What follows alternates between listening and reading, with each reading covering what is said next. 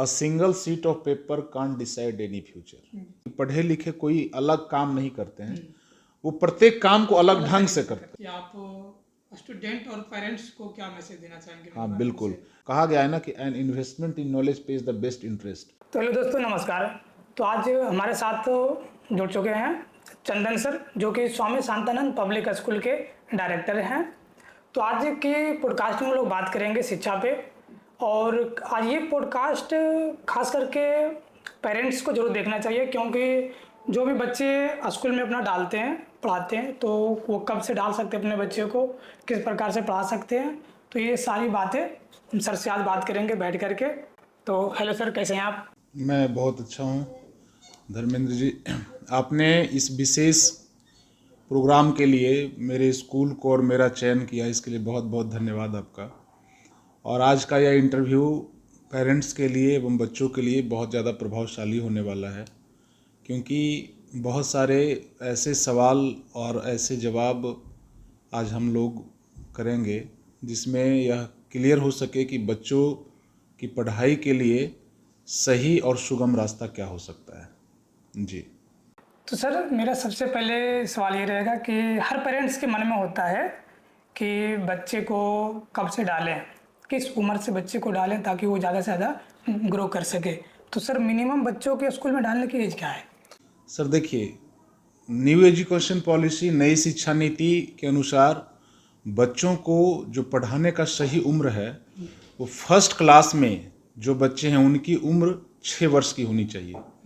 6 साल की उम्र में वो बच्चे फर्स्ट क्लास में होने चाहिए। और चूंकि सीबीएसई स्कूल में 3 क्लासेस उनको अधिक पढ़ना होता है, नर्सरी क्लास, एलकेजी क्लास और यूकेजी क्लास। तो इस हिसाब से देखा जाए तो 3 साल से बच्चों का पठन पाठन अब के इस परिवेश में उनको स्टार्ट कर देना चाहिए। जी, अब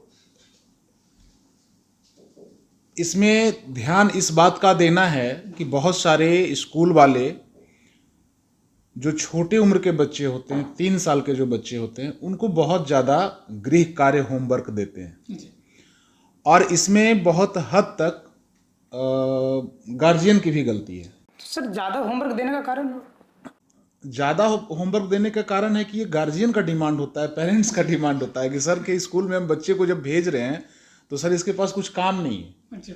जब बच्चे घर आ रहे हैं तो इनको इतना काम दीजिए कि बच्चे पूरा दिन पढ़ते रहें। मतलब खेलने का भी उनको? हाँ, नहीं, वो उनको लग रहा है कि मैं स्कूल की फीस दे रहा हूँ तो स्कूल वाले इतना अधिक हमारे बच्चे को काम दे कि वो दिन रात बैठ कर पढ़ते रहें। इससे बच्चे का सर्वांगीण विकास नहीं हो पाता है। उसके लिए, उस बच्चे के लिए एक स्टार्टअप एज है 3 साल की, लेकिन हम पढ़ाई के सहारा को लेकर के उसकी बचपना को नहीं खत्म कर सकते हैं।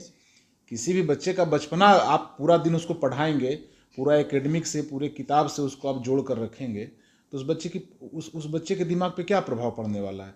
उसको माँ की ममता चाहिए, पिता का प्यार चाहिए, घर में एक हंसता खिलखिलाता हुआ एक समय, एक बचपना चाहिए। पढ़ाई तो बस है कि वो उसके जीवन में एक सिस्टम स्टार्टिंग से, चूंकि धर्मेंद्र जी, माना ये जाता है कि जो किसी भी इंसान का सबसे शार्प दिमाग होता है और सबसे ज़्यादा इनोवेटिव, सबसे ज़्यादा थिंकफुल, सोचने वाला, समझने वाला जो दिमाग होता है वो लिटिल एज में होता है। इस समय कि उस समय दिमाग पूरा खाली होता है। आप उस समय उस बच्चे को जो सिखाएंगे पूरी लाइफ, अभी आप एग्जाम्पल ले सकते हैं हम ही दोनों का, कि मैंने अगर जो बचपन में 3 साल 4 साल की आयु में जो कुछ भी सीखा है, खाना खाने के लिए मम्मी का नाम, पापा का नाम, या किसी भी पेरेंट्स से के बारे में कोई भी इंफॉर्मेशन अगर जो हम लोगों ने सीखा है तो वो हम पूरी लाइफ नहीं भूलते हैं, वो पूरी लाइफ नहीं भूलते हैं। वो सिर्फ ऐसा इसलिए हो पाया है कि उसका जो एज था वो 3 साल 4 साल का एज था। हम लोग अपने ग्रामीण परिवेश में क्या कर रहे हैं कि जब बच्चे 3 साल की आयु में हैं तो हम यह बात मान ही नहीं रहे हैं कि इस बच्चे को कुछ सिखाने का एज है। इनफैक्ट उस बच्चे को हम लोग और बहुत सारी गलत गतिविधियों का हिस्सा बना देते हैं। जैसे समझ लीजिए, मैं एक एग्जांपल देता हूं आपको कि छोटे बच्चे हैं, अगर जो तुतला कर बोलता है और तुतला कर बोलता है और घर के गांव में उसको कोई गाली सिखा रहे हैं, तो अच्छे लोग हैं, अब वो बच्चे को बुलाते हैं प्यार से, बाबू यहाँ बोलो, तो उसको क्या बोलता है, उसका अगर जो कुछ बोल बिगड़ भी गया है तो ग्रामीण लोग उसकी बार बार प्रैक्टिस उस बच्चे को करवा रहे हैं कि तुम बार बार बोलो, क्योंकि उनको सुनने में वो मजा आ रहा है, अच्छा लग रहा है। और बच्चे को इतनी अधिक प्रैक्टिस इन चीज़ों की हो जाती है कि फिर उनके वो डेली जीवन का एक हिस्सा बन जाता है। जबकि अगर जो उस बच्चे को कम उम्र में हम अच्छी अच्छी चीज़ों को सिखाएं तो ना उसको पढ़ाने में आपको बहुत ज़्यादा समस्या होगी, ना उस बच्चे को, जिनको आप बाद में कहते हैं कि हमारा बच्चा गलत लाइन पे जा रहा है, ये गलत परिवेश में जा रहा है, अब शब्द का इस्तेमाल करता है सर, अच्छे से हिंदी नहीं बोल पाता है सर, या अच्छे से अंग्रेजी नहीं बोल पाता है। आप अपने बच्चे को जैसा तैयार करना चाहते हैं वैसा आपको स्टार्टअप करना पड़ेगा। शुरुआत कोई भी किसी भी काम में, एजुकेशन में ही सिर्फ नहीं। अगर जो, चूंकि ये स्वामी शांतानंद पब्लिक स्कूल धर्मेंद्र जी एक ग्रामीण परिवेश का स्कूल है, यहाँ पे हमारे पास मैक्सिमम बच्चे ग्रामीण हैं और यहाँ पे पढ़ने वाले बहुत सारे बच्चों के जो पेरेंट्स हैं, माता पिता हैं, वो किसान हैं। वो अपने ही प्रोफेशन से अगर जिन चीज़ों को लेते हैं, कोई फसल अगर जो वो बोते हैं और वो सही समय से अगर जो फसल को बोए हैं तो वो कम मेहनत में भी अच्छा फसल तैयार हो जाता है। लेकिन अगर जो आपका समय ही चला गया, उसके बाद आप खूब अच्छी, जैसे अभी अगर जो कोई धान का पौधा लगा दे, खूब मेहनत भी करे, मेहनत भी ज़्यादा लगेगा, एनर्जी भी ज़्यादा लगेगा, रिजल्ट बहुत कम मिलेगा। यही चीज़ें हैं। तो फर्स्ट ऑफ ऑल गार्जियन को तो एकदम चाहिए कि वो बच्चे की पढ़ाई 3 साल से स्टार्ट कर देना चाहिए, उनको एक रूटीन देना चाहिए और अच्छी अच्छी बातों का समावेश उनके जीवन में लाना चाहिए, मेरे व्यू से जी। तो जैसे कि सर आप स्कूल में हॉस्टल आपके पास भी है, हाँ, तो आप हॉस्टल कब से चला रहे हैं लोग? ये हमारा छात्रावास 2020 से 2020 से जी। तो मेरा एक इस पे क्वेश्चन है, क्या स्टूडेंट को हॉस्टल में पढ़ाना चाहिए या नहीं? हाँ, देखिए बहुत अच्छा सवाल आपने पूछा है। इसमें क्या है सर कि ये डिपेंड करता है कि आपके घर का परिवेश कैसा है और उस बच्चे का एकेडमिक स्टैंडर्ड कैसा है। बच्चे को पढ़ाने के लिए छात्रावास की जरूरत नहीं है। अच्छा, नहीं है, लेकिन कब, जब आपके घर का माहौल अच्छा है, आपके आसपास का माहौल अच्छा है, अगर जो आप सक्षम हैं अपने बच्चे को सही समय से उनका होमवर्क पूरा कराने में, आप सक्षम हैं अपने बच्चे को एक अच्छा परिवेश देने में, तो आपको कोई छात्रावास की जरूरत नहीं है। लेकिन अगर जो आपका बच्चा स्कूल के बाद घर जाता है और उसको कोई ये देखने वाला नहीं है कि हमारा बच्चा होमवर्क पूरा किया या नहीं किया, ये कोई देखने वाला नहीं है कि हमारे बच्चे जिस बच्चे के साथ खेल रहे हैं, जिन लोगों को साथ ही रह रहे हैं, उन लोगों से हमारे बच्चे कुछ सीख रहे हैं और कि हमारे बच्चे और बर्बाद हो रहे हैं और खराब हो रहे हैं। चूंकि उनका जो जीवन बनना है वो बनना है पढ़ाई से ही। उसके बाद उस पढ़ाई का वो अपने जीवन में कैसे इस्तेमाल करेंगे, इस बात का निर्णय उनका परिवेश लेता है, जिस परिवेश में आप रहते हैं। बहुत बड़े शोधकर्ताओं ने जो मानवीय दिमाग पर शोध किया, उन्होंने यह बताया कि किसी भी बच्चे को कुछ सिखाने का जो सबसे बढ़िया जरिया है, क्योंकि मैं तो बिल्कुल इस बात को एकदम बेवैयात बात मानता हूं, जो बच्चे को कहते हैं कि ये करो, ये ना करो, ऐसे बनो, ये बन ही, ये सब लोग जानते हैं। ये मैं भी जानता हूं, आप भी जानते हैं, बच्चे भी जानते हैं कि गलत क्या है, सही क्या है। मुझे पढ़ेंगे तो अच्छा होगा, ये बच्चे भी जानते हैं। खेलेंगे, ये अब बेवजह खेल रहे हैं, बिना टाइम का खेल रहे हैं, तो वो बुरी बात है। चोरी करना बुरी बात है। आप बताइए कि इस परिवेश में, आज के इस जमाने में किसी को सिखाने की जरूरत है कि चोरी करना बुरी बात है? वो सब लोग जानते हैं। मैं कहना बस ये चाहता हूं कि किसी भी बच्चे को किसी चीज को सिखाने की सबसे बढ़िया माध्यम है उसको दिखाकर, दूसरा है उसको सुनाकर, और तीसरा है उसका उपयोग कराकर। उपयोग नहीं जरूरी। हाँ, अगर जो कोई बच्चा कुछ देख रहा है कि हमारे घर का माहौल ऐसा है, उस बच्चे को आप लाख बताइए, कि ये गलत है। अगर जो अपने घर में गलत होता देख रहा है तो वो सीखेगा, अगर जो वो अपने समाज में गलत होता देख रहा है तो वो सीखेगा।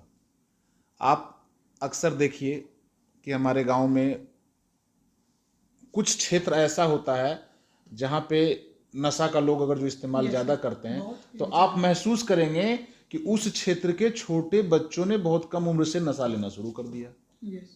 वो बच्चे को कोई बोला नहीं होगा कि तुम शराब पियो, कोई नहीं बोलेगा, ये सब चीज़ बोलने की जरूरत भी नहीं जरूरत नहीं पड़ती। आखिर वो बच्चा कहाँ से सीख गया? वो सिर्फ देख कर सीख गया कि हमारे पिताजी ऐसा करते हैं, दादाजी ऐसा करते हैं, इसलिए मुझे भी करना चाहिए। अब फिर आप उसको मना कीजिए कि ये गलत है। वो ये हो सकता है आपको नहीं बोले कि आप भी करते हैं, लेकिन उसका हृदय ये कहेगा कि गलत है तो मैं जान ही रहा हूँ, लेकिन उसके बाद भी आप कर रहे हैं तो हम भी करेंगे। तो चीज़ें को देखिए सर, चीज़ों को सिर्फ ये बोलना कि ये करो और ये ना करो बहुत आसान है, लेकिन रियल में अगर जो किसी के मस्तिष्क में, किसी के मानसिक पटल पर कोई अच्छी चीज़ों को चढ़ाना है तो उसकी प्रैक्टिस उसको करानी होगी। और इसकी शुरुआत, जैसा कि पिछले सवाल में मैंने आपको बताया, इसका सही शुरुआत होता है सही उम्र से अच्छा परिवेश देने में।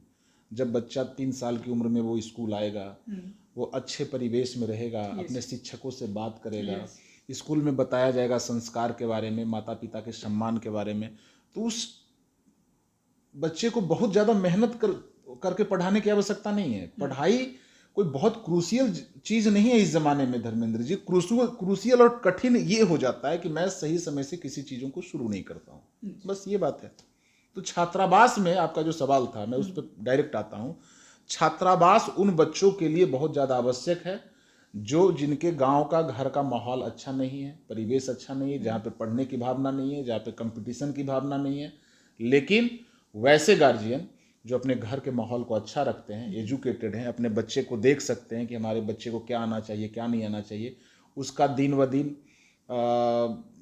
आकलन करते हैं, एग्जाम लेते हैं, स्कूल को कंप्लेन करते हैं, शिकायत करते हैं, वैसे गार्जियन को छात्रावास की कोई आवश्यकता नहीं है।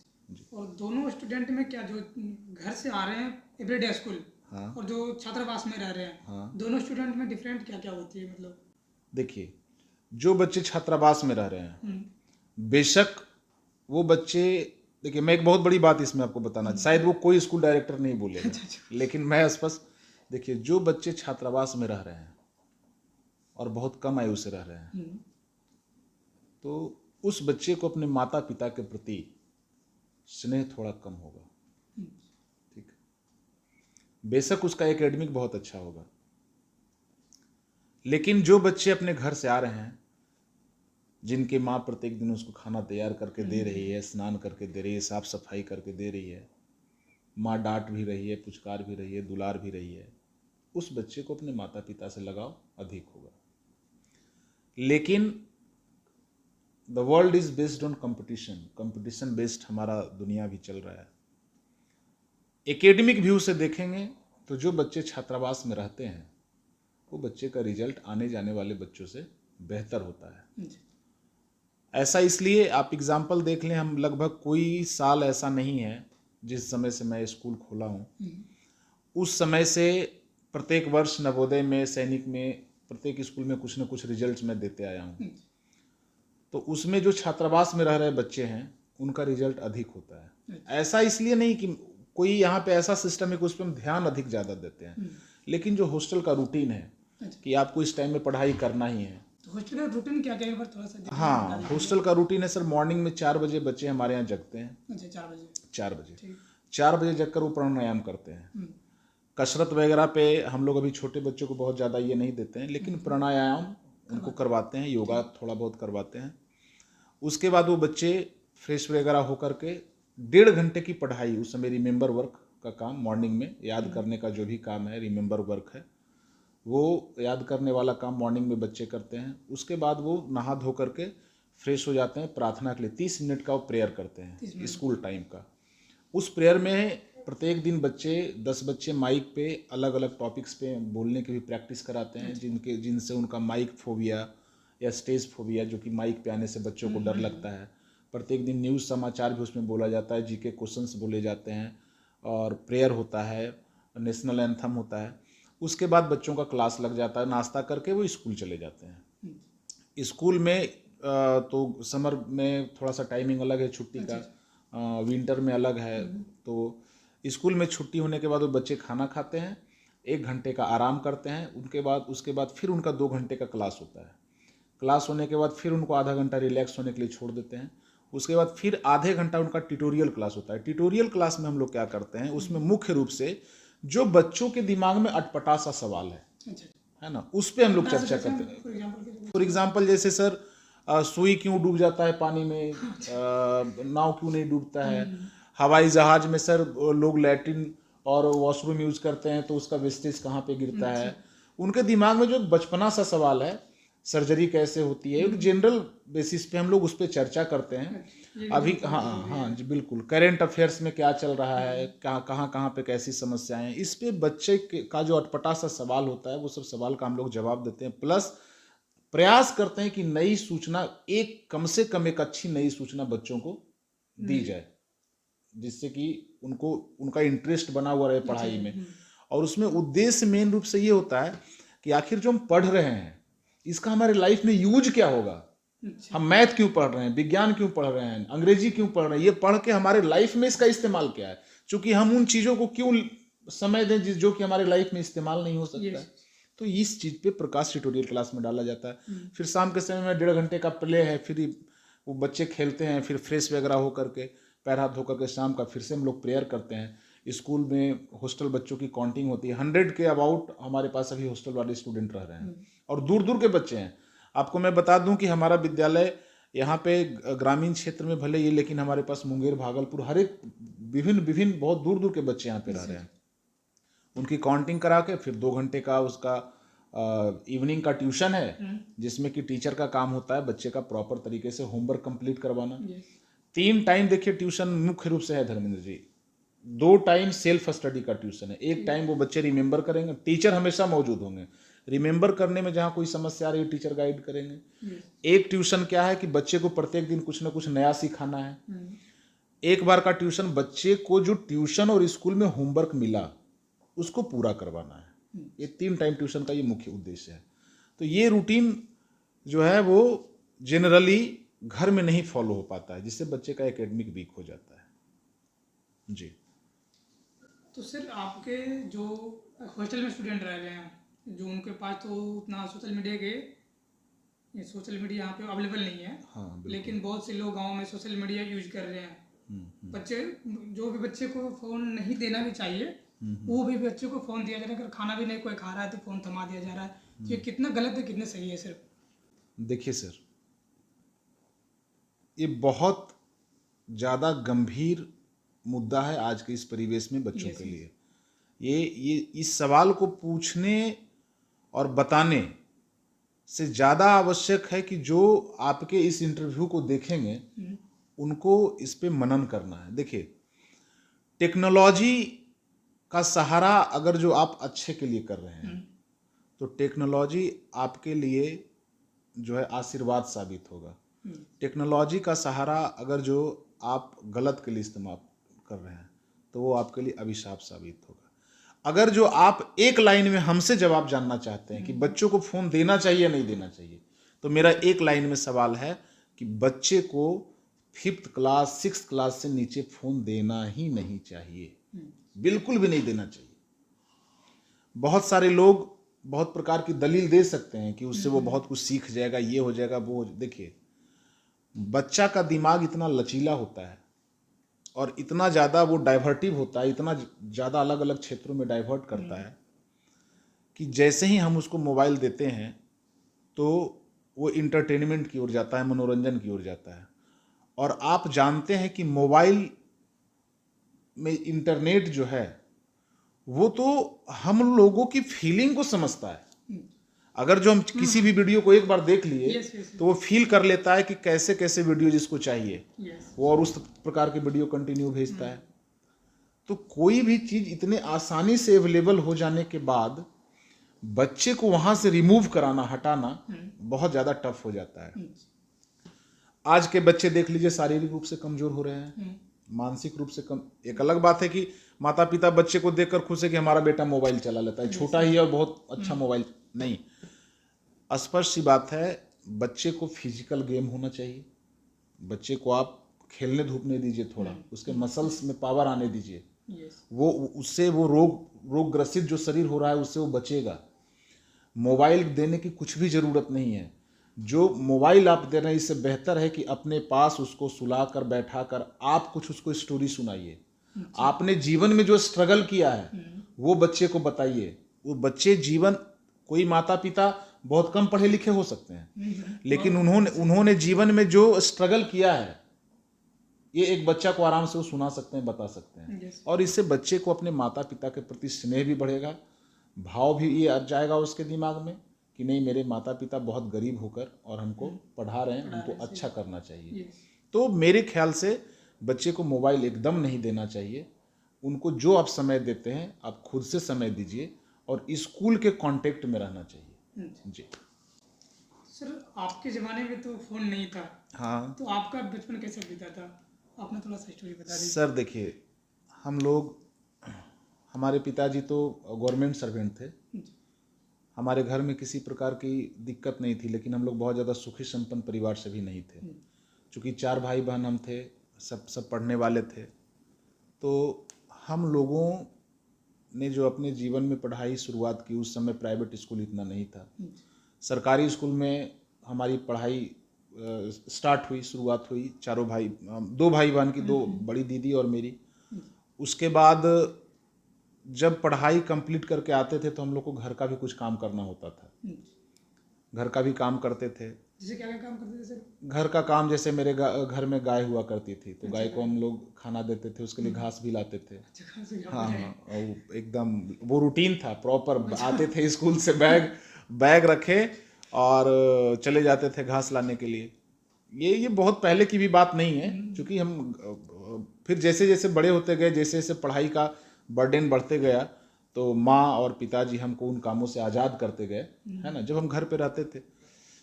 उसके बाद एक रूटीन था पूरे गांव में। सारे बच्चे जब हम लोग स्कूल से पढ़ाई करके आ जाते थे तो 4 बजे ग्राउंड में हम लोग 50 की संख्या में बच्चे रहते थे। अच्छा, तो सर ये जो गांव का रूटीन किसने बनाया था? गांव का रूटीन ऑटोमेटिक बन गया था। उस समय मोबाइल नहीं था, उस समय लोग को इंटरटेनमेंट करने के लिए, मनोरंजन के लिए हमें आपकी आवश्यकता थी, आपको मेरी आवश्यकता थी।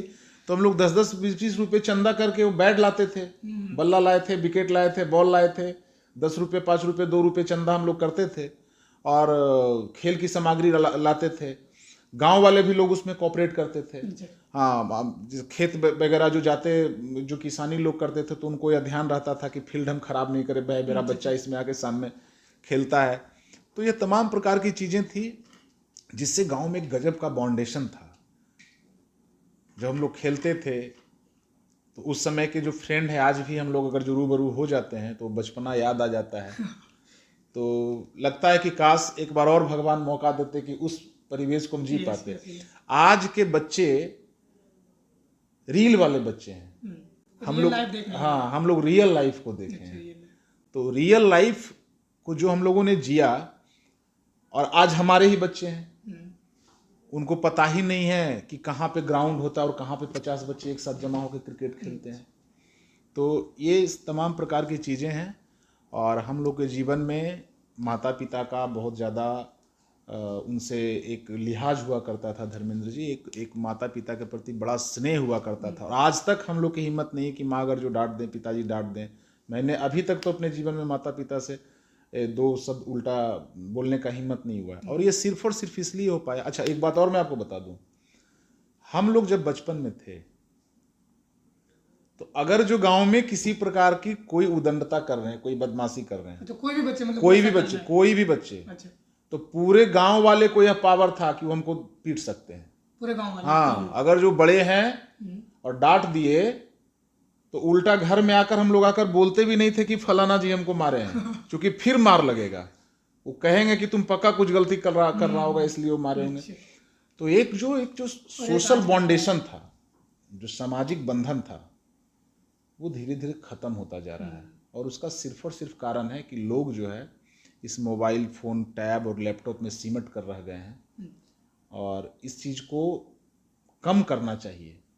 इससे हमारा एकेडमिक जो है पढ़ाई का स्तर और धीरे धीरे नीचे जाएगा ऊपर। हाँ, आवश्यकता है, जब बच्चे बड़े हो गए, समझदार हो गए, गलत को गलत, सही को सही करने का उनके पास फैसला है। अभी हम लोग इंटरव्यू कर रहे हैं, बहुत सारे लोगों को आप देखिए कितनी अच्छा चीज़ पे वीडियो बनवा रहे हैं। आप इसी से एग्जांपल लीजिए, इसको देखने वाले लोगों की संख्या बहुत कम होगी। बहुत कम है। ठीक है ना। इस इंटरव्यू को देखने वाले लोगों की संख्या कम होगी।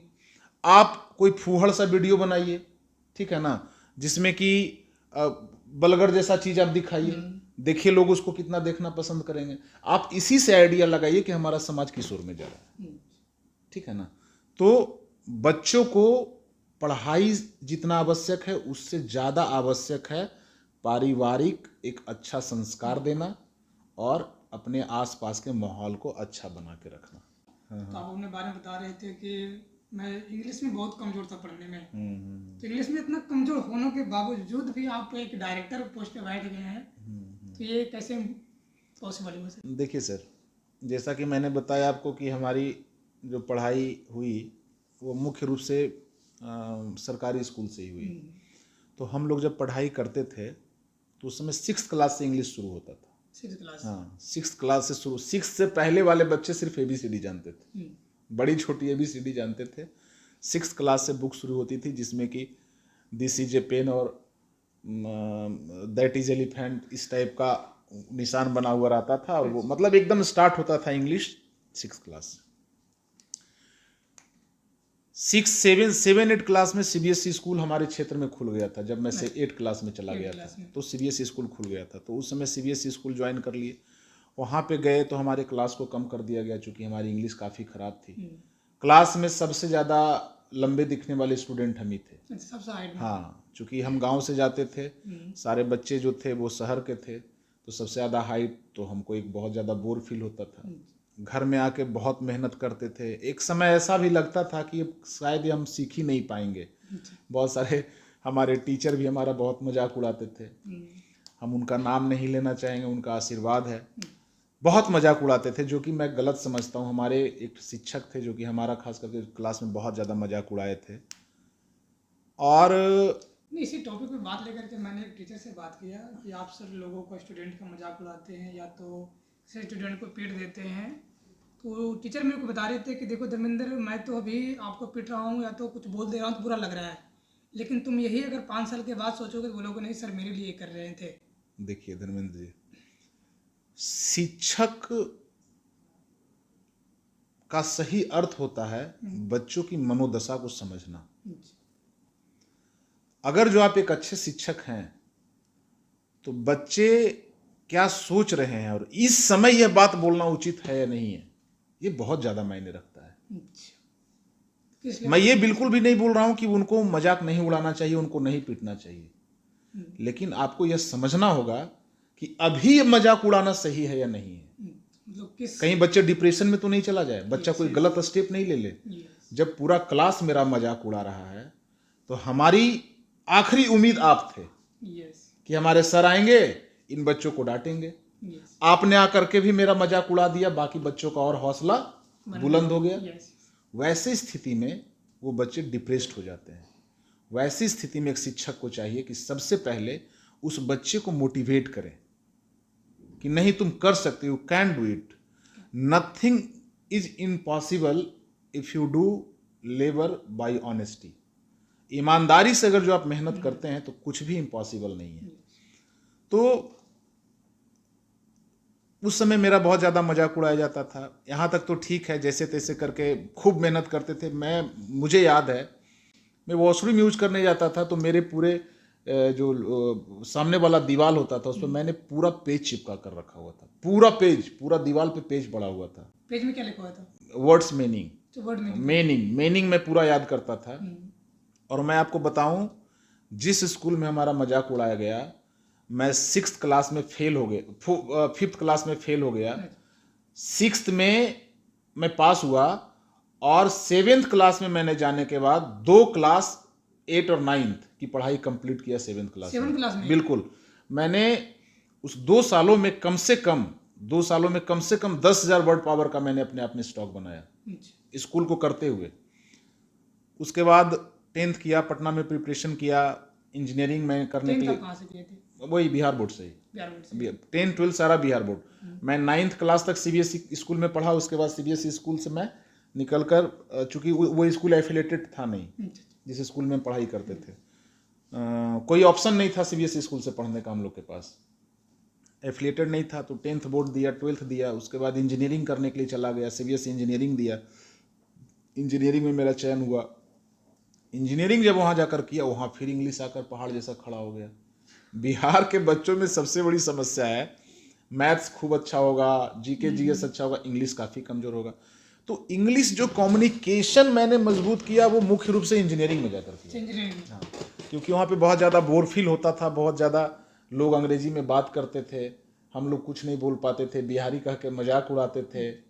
एक भी शब्द, यहाँ तक कि हम लोग जैसे बोलते थे तो हम लोग का मजाक उड़ाते, जैसे बोलते थे कि शर्ट पहन लिए हैं, तो वहाँ शर्ट क्या होता है, शर्ट बोला जाता है। मतलब हम लोग जो हिंदी भी बोलते थे तो उसमें हम लोग का एसेंट अलग आता था। तो वहाँ भी जो मैंने मेहनत इंग्लिश पे किया, उसके बाद मैं आपको बता दूं कि मेरा कम्युनिकेशन इतना अच्छा हो गया कि मैं उस यूनिवर्सिटी में स्टेज एंकरिंग में मैं फिर गोल्ड मेडलिस्ट रहा। गोल्ड मेडल वहाँ हमको मिला। फिर हमारा एक बहुत अच्छा रेपुटेशन, बहुत सम्मान। मतलब कहने का तात्पर्य है कि सेल्फ स्टडी से ही मैंने अपनी इंग्लिश मजबूत किया।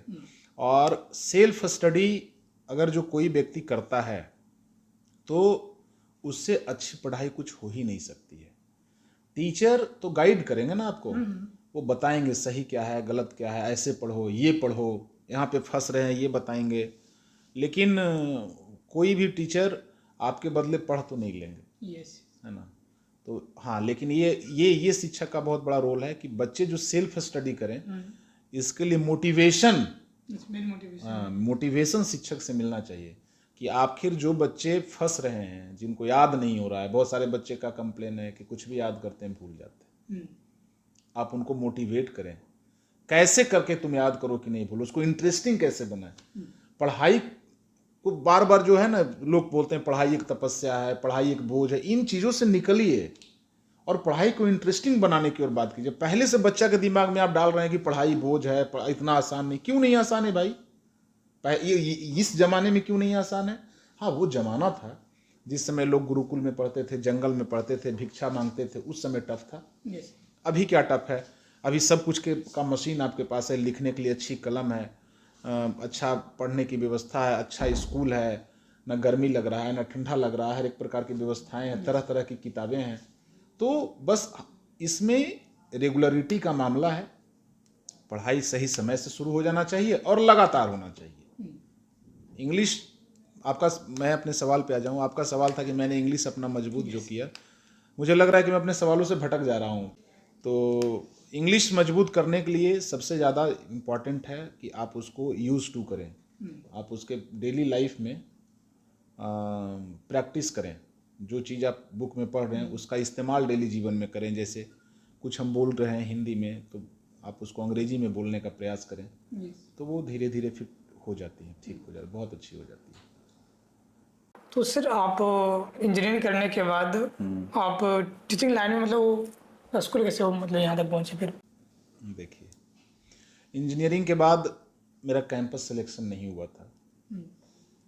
उसके बाद हैदराबाद जा कर के हम जो एप्पल कंपनी है, आईफोन जो आज के बच्चे यूज करते हैं, उसमें मैंने जो कंप्यूटर का लैंग्वेज होता है C++, VP.NET, ये सब ऑरेकल वगैरह का मैंने कोर्स किया। फिर वहाँ से मेरा 3i इन्फोटेक बेंगलोर में मेरी पोस्टिंग हुई, ज्वाइनिंग हुई। हम स्टार्टिंग से, फ्रॉम द बिगनिंग, स्टार्टिंग से कोई नौकरी या जॉब नहीं करना चाहते थे। अच्छा, स्टार्टिंग से ये माइंड में कहाँ से आएगा स्टार्टिंग से, मतलब कहीं से वो ऐसा इसलिए कि मेरे फादर गवर्नमेंट सर्वेंट थे। तो मैंने बहुत छोटी छोटी चीज़ों के लिए जूझते उनको देखा था कि एक अच्छी नौकरी, एक गवर्नमेंट सर्विस कर, एक गवर्नमेंट नौकरी करके भी, है ना, मेरे पिताजी मेरे साथ में नहीं रह पा रहे हैं। मेरी माँ को काफ़ी समस्याएं हो रही है, उसके बाद भी वो उनके साथ में नहीं है। तो मैंने सोचा था कि मैं हर एक हाल में जो है वो नौकरी तो नहीं करूँगा। और स्कूल खोलने की प्रेरणा हमको उस समय तक आई जब हम 8 क्लास तक हमको पढ़ने के लिए कोई सीबीएसई स्कूल नहीं था। और जब हमारी माँ ने हिम्मत करके भी, पिताजी ने हिम्मत करके भी सीबीएसई स्कूल में नाम लिखाया और वो स्कूल नॉन एफिलेटेड था, फिर से मुझे एग्ज़ाम बिहार बोर्ड से देना पड़ा। और सीबीएसई से मैं देना चाहता था, लेकिन वहाँ से स्कूल बहुत दूर था, 20 किलोमीटर दूर स्कूल था और आने जाने के लिए कोई साधन नहीं था, स्कूल की गाड़ियाँ बसें नहीं आती थी। तो मैंने सोचा था कि मैं जीवन में एक ऐसा स्कूल खोलूँगा जिससे कि, और खोलूँगा भी तो ग्रामीण क्षेत्र में खोलूँगा, ग्रामीण क्षेत्र में खोलूँगा और एफिलेटेड स्कूल होगा, जिससे कि कम से कम वो बच्चे जो सीबीएसई से पढ़ना चाहते हैं और उनके पास एक रोड़ा बन जा रहा है, पैसा रुपया, एक बहुत दूर में सीबीएसई स्कूल होता है, इन सारी चीज़ों को मैं ख़त्म करूँगा। तो वहाँ से मेरी लाइफ में जो मैंने प्रॉब्लम झेला, वहीं से मुझे प्रेरणा मिली कि नहीं, मुझे हर एक हाल में स्कूल खोलना है और अपने समाज के बच्चों को, अपने गांव के बच्चों को, जो है ना, ग्रामीण बच्चों को इसका फ़ायदा पहुंचाना है। इस बात में ऐड ऑन करना चाहूँगा कि सर, जब इस मेरा भी पंचायत में फर्स्ट स्कूल ही आपका है। हाँ। और शायद ये स्कूल नहीं होता तो मैं भी इंग्लिश मीडियम स्कूल में कभी नहीं पढ़ पाता। और ये स्कूल ओपन होते ही मेरा भी मन में मतलब पढ़ने का इंग्लिश मीडियम में जुनून आया था कि नहीं, इंग्लिश मीडियम मैं भी पढ़ूंगा। लेकिन मेरा भी आपकी तरह ही हुआ था सेम, कि एज काफ़ी हो जाने के कारण, स्कूल लेट ओपन होने के कारण मैं ज़्यादा दिन इसमें रह नहीं पाया। जी हाँ, बिल्कुल नहीं है। क्या ना धर्मेंद्र जी, देखिए, कोई भी चीज़ें कभी भी शुरू होंगी तो कुछ लोग तो उसमें लेट हो ही जाएंगे, लेकिन कम से कम आप ये देखें कि आपके बाद की पीढ़ी वाले जो बच्चे हैं और जो पढ़ना चाहते हैं, जिनके, देखिए, आपके घर के छत पे व्यवस्था क्यों ना हो, आप उसका फ़ायदा तभी मिलेगा आपको जब आप करना चाहेंगे। ऐसा देखिए, अभी भी इस क्षेत्र में अगर जो स्कूल है तो ऐसा नहीं है कि सारे बच्चे इसी स्कूल में पढ़ रहे हैं, नहीं है। लेकिन वैसे गार्जियन, प्रत्येक दिन गार्जियन मिलने के लिए आते हैं तो बड़ा प्यार से, बड़ा सद्भाव से, और हम उसी समय मुझे लगता है कि नहीं, दुनिया में कमाई, पैसा अपना जगह पे है और ये सम्मान अपनी जगह पे है।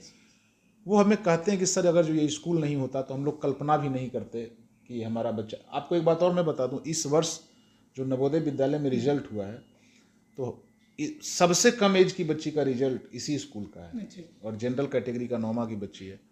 और प्रत्येक वर्ष इसी क्षेत्र से 2, 4, 5 बच्चे नवोदय विद्यालय जा रहे हैं। अब जो बच्चे नवोदय विद्यालय चले गए, 12वीं क्लास तक पेरेंट्स को उसका पढ़ाई का कोई खर्च का कोई चिंता नहीं है, सारे खर्च ये देंगे, गवर्नमेंट देंगी। तो कुछ भी जो बेनिफिट्स हम विद्यालय के माध्यम से अपने समाज में पहुंचा पाएँ, यही मेरी कमाई है और यही मेरा उद्देश्य है। सर, क्या फ्यूचर में सरकारी स्कूल जो है वो मतलब इंग्लिश मीडियम में कभी बराबरी कर पाएंगे? देखिए सर, विगत कई वर्षों से यह सवाल चलते आ रहा है।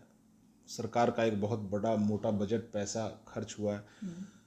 भविष्य में सरकार की क्या नीति रहेगी ये तो मैं नहीं जानता हूँ। अभी जो वर्तमान में नीति सरकार की है, उस नीति का इस्तेमाल करके तो मुझे नहीं लगता है कि सरकारी स्कूल में पढ़ाई बेहतर हो पाएगी। इसलिए कि जो शिक्षक का चयन का प्रक्रिया है, जो सरकार का, देखिए, जब तक एक अच्छा सर्वे नहीं होगा, जैसे अभी मैं आपको एक एग्जांपल देता हूँ। अभी मैं सुन रहा था कुछ दिन पहले कि गवर्नमेंट स्कूल में स्विमिंग पूल बनने वाला है, एक अच्छा बजट उसके लिए अलॉट हो रहा है। कुछ दिन पहले आईटी लैब बना है जिसमें कि 20-20 कंप्यूटर गवर्नमेंट स्कूल में लगाए गए हैं, ठीक है ना। आप जा करके मैक्सिमम गवर्नमेंट स्कूल का आईटी लैब देखिए, ठीक है, वो मेंटेन नहीं है, कंप्यूटर खराब है तो खराब पड़ा हुआ है। बच्चे सीखना भी चाह रहे हैं तो कहीं पे कंप्यूटर है तो कंप्यूटर टीचर नहीं है। तो इसकी जो मॉनिटरिंग है ना, वही अच्छे से नहीं हो रही है। बच्चे को कोई भी चीज़ सिखाने के लिए सबसे पहले वहाँ की जो विधि व्यवस्था है, एक बार बना देना पर्याप्त नहीं है, वो लगातार होना चाहिए, कंटिन्यू होना चाहिए। विधि में सर ये सरकार का दोष है या फिर मैनेजिंग का, जो मैनेज करे उनका दोष है? क्योंकि सरकार हर एक प्रकार की बॉडी बना रही है, वो उसके लिए बजट दे रही है, सब कुछ दे रही है। मॉनिटरिंग के लिए जिनको वो अपॉइंट कर रहे हैं वो प्रॉपर काम नहीं कर रहे हैं। अगर जो हमारे प्रखंड शिक्षा पदाधिकारी हैं, अगर जो उनका औचक निरीक्षक हमेशा स्कूल में होते रहे, बीच बीच में सरकारी शिक्षकों की एक अच्छी ट्रेनिंग होते रहे, बीच बीच में ठीक है आप एग्जामिनेशन पास करके शिक्षक बने हैं, ये बात सही है, लेकिन उसके बाद भी बीच बीच में उनका एग्जामिनेशन होते रहे कि आप नई टेक्नोलॉजी से अप टू डेटेड हैं कि नहीं है। अगर जो आप शिक्षक एक बार बने हैं तो ऐसा नहीं है कि आपकी पढ़ाई बंद हो गई। आपको प्रत्येक दिन अपने एजुकेशन को अप टू डेट रखने के लिए घंटे 2 घंटे सेल्फ स्टडी आपको भी करना चाहिए। इस बार भी मैंने देख रहा था कि जो 2.5 लाख जो सरकार दी है, हमारी नीतीश सरकार जो टीचिंग में भर्ती निकाला है, उसमें से मैं बहुत से देख रहा था टीचर को क्वेश्चन पूछ रहा है तो उसको व्याकरण क्या वो पता नहीं है, संज्ञा क्या है पता नहीं है। तो वही मैं भी बोल रहा हूँ ना कि इन प्रक्रियाओं को सबसे पहले ठीक करना पड़ेगा, समझे ना। और मॉनिटरिंग जब ठीक रहेगी तो बच्चे का उपस्थिति अच्छा रहेगा, बच्चे की पढ़ाई अच्छी होगी। गवर्नमेंट स्कूल बहुत अच्छा हो सकता है, क्यों नहीं अच्छा हो सकता है। जितना बजट हम लोग प्राइवेट स्कूल में टीचर को 15,000 20,000 रुपये पेमेंट दे करके और इतना अच्छा से काम करवा रहे हैं, उनके टीचर को पेमेंट 60,000 1 लाख रुपया मिल रहा है, वो क्यों नहीं अच्छे से काम करेंगे? जरूर करेंगे, बशर्ते इसकी मॉनिटरिंग सही नहीं है। मॉनिटरिंग अच्छा हो। अब जो बजट उनका खर्च हो रहा है, अभी आप स्विमिंग पूल बना रहे हैं, भैया पहले उस विद्यालय को सुरक्षित तो कीजिए। आप विद्यालय में बाउंड्री नहीं है, विद्यालय का छत गिर रहा है, विद्यालय का गेट टूटा हुआ है, जो आपने वॉशरूम बनाया, बाथरूम बनाया, लेटरिन बनाया, वो जाम पड़ा हुआ है, और आप अगला चीज अब स्विमिंग पूल बनाने जा रहे हैं। तो ये सब सारी चीजें हैं कि आप जो बजट खर्च कर रहे हैं वो बजट एक प्रॉपर तरीके से, अच्छे तरीके से होना चाहिए। जैसे हम लोग घर आप घर बनाते हैं, हम घर बनाते हैं, तो पहले देखते हैं ना कि जो हमारा घर बना हुआ है हम उसको पहले मेंटेन कर लें, उसके बाद अगला कमरा बनाए, अगली चीज। तो ये चीजें हैं। गवर्नमेंट स्कूल भी अच्छा हो सकता है, बशर्ते इसकी मॉनिटरिंग, इस विधि व्यवस्था से अच्छा नहीं हो सकता जब तक इसकी मॉनिटरिंग टाइट नहीं होगी। ऐसे अभी जो के पाठक साहब हैं, हम लोग के हिसाब से काम बहुत हद तक हो रहा है। कम से कम लोगों में एक डर आया है कि समय से स्कूल जाना है, आना है, ये चीजें तो हुई है जी। तो अच्छे टीचर का चयन कैसे किया जाए, मतलब से ऑनेस्टी से, ईमानदारी से। जो खास करके हमारे बिहार में कभी क्वेश्चन लीक हो जाता है तो पैसे से सेटिंग हो जाता है, तो ये हो जाता है, वो नहीं। इसका जो चयन प्रक्रिया होना चाहिए वो बिल्कुल अच्छा होना चाहिए, और इसमें इंटरव्यू एक प्रॉपर तरीके का होना चाहिए। क्योंकि टीचर का देखिए जो काम है ना, आप बहुत कुछ पढ़ा सकते हैं, ठीक है ना, लेकिन आपका समझाने का तरीका क्या है। आप बच्चे को पढ़ाने के लिए जा रहे हैं, आपके पास ज्ञान बहुत सारा हो सकता है, लेकिन आपका वे ऑफ एक्सप्रेशन क्या है, आपका समझाने का नजरिया क्या है। जब तक ये क्लियर नहीं होगा तब तक उस बच्चे को आप नहीं पढ़ा पाएंगे, आपका समझाने का तौर तरीका। तो इसमें टीचर के चयन प्रक्रिया में कम से कम 5-6 डेमो क्लासेस का उस पर अंक होना चाहिए कि अभी आपकी ज्वाइनिंग तब होगी जब आप फलाने स्कूल जाइए और वहां पर उसकी रिकॉर्डिंग प्रॉपर तरीके से आपके जैसा हो, ठीक है ना, और उस रिकॉर्डिंग को देख करके उनको नंबर दिया जाए, पॉइंट दिया जाए। डेमो क्लास तो शायद डीएलएड जो करवा रहे हैं उसमें डेमो क्लास तो लिया जा रहा है। देखिए डीएलएड करवाया जा रहा है, कितने डीएलएड अच्छे तरीके से हुए हैं, कितने डीएलएड में कितने क्लासेस हुए हैं, कितनी ट्रेनिंग्स उनको मिले हैं। अगर जो सब कुछ सही ही है, डीएलएड ईमानदारी से किया है, बीएड ईमानदारी से किया है, तो उनका इंटरव्यू भी अच्छा होगा, उनका डेमो क्लास भी अच्छा होगा। आप देखेंगे सर कि मैक्सिमम जो शिक्षक हैं, हम सब की बात नहीं करते हैं, मैक्सिमम जो शिक्षक हैं वो बोर्ड पे खड़े होकर के अच्छे से पढ़ा नहीं पाते, और वो परीक्षा पास किए। तो ये सवाल तो सरकार पे उठता है कि आखिर ये सेंध कहाँ लगा हुआ है, ये गलत कहाँ हो रहा है कि ये टीचर भी पास हो गए। आप ही अभी बताया ना कि वो व्याकरण क्या होता है, संज्ञा क्या होता है, नहीं बता, आखिर वो परीक्षा पास कैसे किए? कहीं ना कहीं तो गलत हुआ ना। तो यही बात है, इन चीजों को बंद करना होगा। जो आदमी काबिल है, जो आदमी करना चाहता है, देखिए शिक्षक का जो काम है ना वो एक इंटरेस्ट होना चाहिए। यहाँ पे शिक्षक को लोग रोजगार की तरह ज्वाइन कर रहे हैं, नौकरी सिर्फ समझ रहे हैं, ठीक है ना। तो सिर्फ नौकरी समझ के आप सारा काम कर सकते हैं, शिक्षक का काम नहीं कर सकते हैं। चूंकि पढ़ाने का एक विश्वास और इंटरेस्ट दिल से होना चाहिए। बच्चे को जो आप पढ़ा रहे हैं तो आप यह दृढ़ संकल्पित होकर जाएंगे कि हम बच्चों को सिखा कर निकलेंगे, तभी एक अच्छा शिक्षक काम कर पाएगा। शिक्षक का काम को नौकरी से नहीं देखा जा सकता है, बस। तो सर मैं अभी तो दिल्ली से आ रहा हूँ, तो देखा था कि इंग्लिश का बहुत वहाँ महत्व है, और यहाँ भी बहुत से कम है कि अभी सरकारी स्कूल में इंग्लिश तो ना के बराबर ही पढ़ाया जा रहा है, और 10th के बोर्ड एग्ज़ाम जो है उसमें भी इंग्लिश का में आप पास हो, सिर्फ पास होना चाहिए, नंबर मायने नहीं रखता है, और नंबर ना तो उसमें जोड़ा जा रहा है। तो क्या नंबर जुड़ना चाहिए सर? देखिए, ये जो चीज़ें हैं मुझे लगता है कि नई एजुकेशन पॉलिसी में ठीक कर दी जाएंगी। जो नई शिक्षा नीति अभी लागू होने वाली है वो अभी पूरे अच्छे तरीके से लागू नहीं हुई है। देखिए, हम लोग हिंदुस्तान के हैं, यहाँ पे हिंदी हमारा राष्ट्रीय भाषा है ना। तो जैसे जैसे लोग विकास कर रहे हैं, जैसे जैसे लोग पहले हम लोग दूसरी जगह काम करने नहीं जाते थे, जैसे भी होता था गांव में ही अपने ही स्थिति में काम करके अपना सारी चीज़ों को करते थे। उसके बाद शहर जाने लगे, दूसरे राज्य जाने लगे, दूसरे देश अब दूसरे देश जाने लगे। यस यस, ठीक है ना। यहाँ से इंग्लिश का डिमांड बढ़ जाता है। हिंदी हमारा संस्कार है और इंग्लिश हमारी आवश्यकता है। इंग्लिश का भी नॉलेज बच्चे को होना चाहिए, और इसकी पासिंग मार्किंग उसमें एग्जामिनेशन में नंबर ऐड होना चाहिए। इसलिए कि जब तक बच्चे को ये नहीं लगेगा कि इससे हमारा मेन मार्क्स में मार्क्स जुटेगा, तब तक इंटरेस्ट आएगा नहीं पढ़ने में।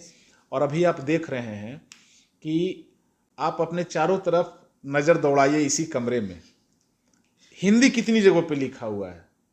हम एक शैम्पू का पाउच ले रहे हैं, इंग्लिश लिखा हुआ है। वो इसलिए लिखा हुआ है कि वो इंटरनेशनल लैंग्वेज है।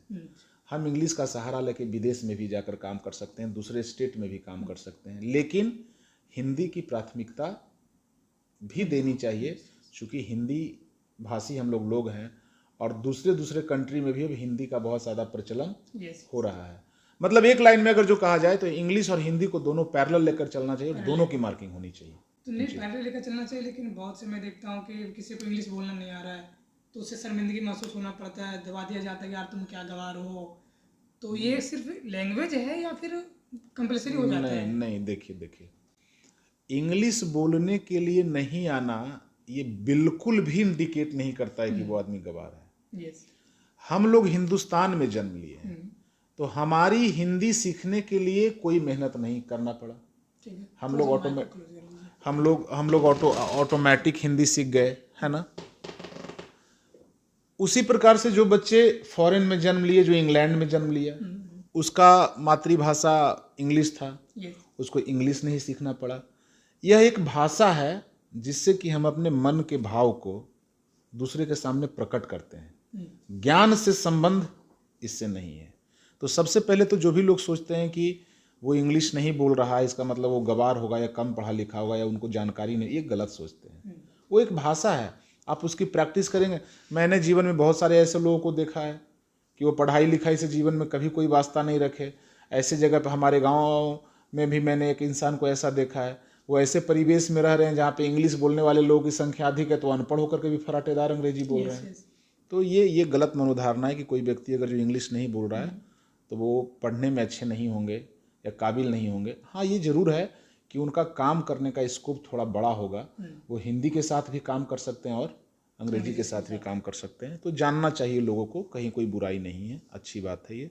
जी सर, मेरा एक और सवाल है, क्या बिहार में सरकारी जॉब को बहुत वैल्यू दिया जा रहा है, जिसके पास सरकारी जॉब है उसे सम्मान से बैठाया जा रहा है, अच्छे से कोई भी आ रहा है, और जो मतलब बिजनेस कुछ भी कर रहा है उसे कोई वैल्यू नहीं दिया जा रहा है। तो क्या सरकारी जॉब भी करना चाहिए या फिर कुछ अपने लाइफ में करना चाहिए? देखिए, a single sheet of paper can't decide any future. Paper का सरकारी जॉब और प्राइवेट जॉब सवाल ये नहीं है। सवाल ये है कि आप करना क्या चाहते हैं। ठीक है, अगर जो मैं डॉक्टर बनना चाहता हूँ और आप मुझे जबरन सरकारी इंजीनियर बना दीजिएगा तो मैं वहाँ पे अच्छे से काम नहीं कर पाऊँगा। जो आप करना चाहते हैं, जैसे अगर जो आपका पैशन है कि एक अच्छा ब्लॉगर बनना, समाज में अच्छे अच्छे मुद्दा को उठाना और रखना, ठीक है, आप इसमें पैसे नहीं भी कमाएंगे, कम भी कमाएंगे, तो आपको आत्मसंतुष्टि ज़्यादा होगा। ठीक है, आप ज़्यादा संतुष्टजनक से काम कर पाएंगे, कम पैसे भी कमाकर ज़्यादा खुश रहेंगे। अगर जो जिस काम को आप करना चाहते हैं उस काम में आपको गवर्नमेंट जॉब मिल रहा है तो आप गवर्नमेंट जॉब करें, नहीं मिल रहा है तो आप खुद का काम करें, लेकिन एकदम से अपने पूरे जीवन को खत्म करके एकदम डाइवर्ट हो जाना दूसरी ओर, जो कि हमारे बिहार में हो रहा है, ठीक है ना। बच्चा पढ़ने में बहुत अच्छा है, वो एक अच्छा स्कूल खोलना चाहता है, और माता पिता और समाज के दबाव में वो रेलवे का एम्प्लॉय बन गया, और जब उसका हो गया तो कह रहा नहीं तुम सरकारी नौकरी तुमको जाना ही पड़ेगा, चले जाओ, ऐसे इज्जत है, शोहरत है। आप देखिए जितने डेवलप्ड कंट्री हैं, आप डेवलप्ड कंट्री को छोड़ दीजिए, अपने देश में ही आ जाइए, जो सब विकसित राज्य हैं वो नौकरी को तवज्जो नहीं देते हैं, वो काम को तवज्जो देते हैं। काम सरकारी हो या प्राइवेट हो, प्राइवेट काम में भी अच्छे पैसे आप कमा सकते हैं, और जो आप करना चाहते हैं वो करके अगर जो पैसे कमाइएगा तो काम बोझ नहीं लगेगा, ठीक है ना, वो काम बोझ नहीं लगेगा। अगर जो किसी का पैशन है, किसी कोई चाहता है, जैसे आपको बात करना बहुत अच्छा लगता है, तो अभी आपको बोर फील नहीं हो रहा होगा, हम लोग बात कर रहे हैं, और आपका काम क्या हो रहा है, आप इसको अब समाज अपने आप चैनल पे इसको अपलोड करेंगे, लोगों को दिखाएंगे, तो आपका तो दोनों काम हो गया ना। भविष्य में आप इससे पैसे भी कमा सकते हैं और आपने समाज का भी कल्याण कर रहे हैं, तो ये काम आप पे बोझ नहीं लगेगा। और मैं भी आपको कह दूं कि नहीं, आप जा करके गाड़ी चलाइए जिससे कि आपको इंटरेस्ट नहीं है, लेकिन मैं कह रहा हूं कि इस काम से मैं ज़्यादा 2 गुने पैसे दूंगा, तो हो सकता है मजबूरी में आप चले जाएं, लेकिन वो काम करने में मजा आपको नहीं लगेगा। इसलिए हमारी अपील ये है कि काम सरकारी करें, प्राइवेट करें, जो करें, लेकिन काम वही करें जो आपको करना पसंद है, जिसमें आप अपने आप को बोझ महसूस नहीं करते हैं। जी। तो मैं देख रहा था कि आज का जितना भी यूथ है सरकारी जॉब के पीछे मतलब बरसों से लगे हुए हैं। कोई 30 का हो गया, 32 का, 35 तक का भी सरकारी जॉब की तैयारी कर रहे हैं अभी तक। तो इसका कोई मिनिमम एज होना चाहिए कि नहीं, आप 2 साल तैयारी आप कर लिए, उसके बाद नहीं, आप अगर नहीं हो रहा है तो आप छोड़ करके कुछ अदर ट्राई करो, बिजनेस कर लो, या तो कुछ अदर सेक्टर में आप ट्राई करो। देखिए सर, जो 35 ईयर्स तक किसी भी चीज़ का प्रिपरेशन कर रहे हैं, उनके दिल से अगर जो आप पूछिएगा ना, तो वो दिल से यही चाहते हैं कि अब कोई काम हम कर लेते, लेकिन जो एक परिवार का प्रेशर होता है, एक समाज का जो प्रेशर होता है कि ज़िंदगी भर पढ़ा, उसको हो गया, उसके मित्र को हो गया, इसका नहीं हुआ, उसका नहीं हुआ। मैं इसी बात को तो कहना चाहता हूँ कि अगर जो आपको लग रहा है कि मुझे IAS बनना है और आप एकदम बनना चाहते हैं, तो आप जब तक सरकार आपको मौका दे रही है ट्राई कीजिए, जो लास्ट स्टेज है वहाँ तक कीजिए। सिर्फ इस वजह से मत ट्राई करते रहिए कि समाज क्या कहेगा, गांव क्या कहेगा। समाज और गांव के आप दबाव में रहेंगे तो होगा क्या कि आप ना नौकरी कर पाएंगे, और जब तक आपका जो दूसरा इंटरेस्ट था वो भी खत्म हो जाएगा, ठीक है ना। एक सही एज से, चूँकि देखिए जितना इंटरेस्टेड एक 20 साल का लड़का काम करने में रहेगा, उतना इंटरेस्टेड 35 साल का आदमी नहीं रहेगा, समझ रहे हैं ना। तो काम अगर जो शुरू करना है, किसी भी काम का एक लिमिटेड होता है। अब बड़ी चीज़ की तैयारी है तो उसके लिए एज तो लगेगा, लेकिन आप 35 साल तक तैयारी करके ग्रुप D का नौकरी जाके ज्वाइन कर लीजिए, ये कोई मतलब मेरे हिसाब से नहीं बनता है, समझ रहे हैं ना। अगर जो आपने संघर्ष लंबा किया है तो उसका रिजल्ट भी बड़ा होना चाहिए। मेरा उद्देश्य ये है कि अगर जो मेहनत आपने खूब किया है, आप 35 साल में अगर जो बने, IAS बनिए, IPS बनिए, बड़ा डॉक्टर बनिए। अब 35 साल तक हम मेहनत करने के बाद एक चपरासी बन जाए जा करके, तो क्या मायने रखता है। मैंने PhD तक पढ़ाई कर लिया और काम हम कर रहे हैं 10th पास वाला, तो फिर PhD पढ़ने का आवश्यकता क्या था। ये है जी। तो चलिए सर, ये सब लास्ट एक और क्वेश्चन मेरा है कि आप स्टूडेंट और पेरेंट्स को क्या मैसेज देना चाहेंगे। हाँ बिल्कुल, मैं पूरे देश भर के सारे स्टूडेंट पेरेंट्स को बस ये कहना चाहता हूँ कि पढ़ाई जीवन का एक अभिन्न अंग है, इसको सही समय से शुरू करवाएं और बच्चे के सर्वांगीण विकास के लिए उनको गांव में हो रहे गलत गतिविधियों से दूर रखें, बच्चे के साथ अपना व्यवहार कुशल रखें, सही समय से उनकी पढ़ाई जरूर स्टार्ट करवा दें, बिल्कुल सही एज में पढ़ाई। अभी अब देखते हैं कि इस क्षेत्र के जो गार्जियन है, 7 साल 8 साल का बच्चा हो जाता है, उसको बोलते हैं सर अभी तो बहुत कम एज का बच्चा है। नहीं, सही समय से उनकी पढ़ाई स्टार्ट कराना बहुत ज़्यादा आवश्यक है। और जब बच्चे आपके घर जाते हैं तो उनका टेक केयर करना बहुत आवश्यक है। बहुत सारे पेरेंट्स यहाँ पे बच्चे पढ़ा रहे हैं 5 साल से, उनको यही नहीं पता है कि हमारे बच्चे किस क्लास में पढ़ते हैं, और हम ही से आके पूछेंगे कि हमको नहीं पता है सर मेरा बच्चा किस क्लास। तो इस चीज़ को यह दर्शाता है कि शिक्षा के प्रति बहुत बड़ी उदासीनता है, शिक्षा में कोई इंटरेस्ट आपका नहीं है। और अच्छा, जो ये क्वेश्चन करते हैं कि मेरे बच्चे किस क्लास में है, वो क्या पेरेंट्स पढ़े लिखे होते हैं या फिर अनपढ़ होते हैं? ज़्यादातर कम पढ़े लिखे होते हैं। ज़्यादातर उनको कुछ मतलब ही नहीं होता है, उनको लगता है बस मेरा काम है सिर्फ और सिर्फ फीस भरना। मैं वैसे पेरेंट्स से अपील करना चाहता हूँ कि आप बच्चे से बात करें, किस क्लास में पढ़ते हो, स्कूल का नाम क्या है, कितने सर हैं, कितने टीचर हैं, क्या पढ़ता है। उनको भी इंटरेस्ट थोड़ा बच्चों से लेना चाहिए, क्योंकि उन्होंने जीवन में पढ़ाई नहीं की तो पढ़ाई के प्रति इंटरेस्ट नहीं, स्वाभाविक बात है। जो किसी व्यक्ति ने कोई काम नहीं किया तो उस काम में उनका इंटरेस्ट नहीं होगा, लेकिन उनको इंटरेस्ट अपने बच्चों के प्रति जगाना चाहिए। और यही एक ऐसा काम है धर्मेंद्र जी जिसको आप करके सुखी बन सकते हैं। आप किसी भी दृष्टिकोण से, कहा गया है ना कि an investment in knowledge page the best interest. शिक्षा पे किया गया खर्च बहुत अच्छी सूद के साथ, इंटरेस्ट के साथ वापस मिलता है। तो बच्चे को पढ़ाना चाहिए, क्योंकि देखिए शिव खेड़ा की एक बुक थी, उन्होंने कहा था कि पढ़े लिखे कोई अलग काम नहीं करते हैं, वो प्रत्येक काम को अलग ढंग से करते हैं, अलग तरीके से करते हैं। तो काम चाहे बच्चा जो करे, कोई जरूरी नहीं कि वो सरकारी नौकरी करेगा, लेकिन पहले उसको पढ़ाइए लिखाइए, सही को सही गलत को गलत, ये फैसला लेने की शक्ति उसमें आ जाएगी। यही मेरा अपील है कि सही समय से पढ़ाई शुरू होना चाहिए और बच्चे के स्कूल से घर जाने के बाद उनका केयर होना चाहिए। जी चलिए, ठीक है, थैंक यू सर। ठीक है।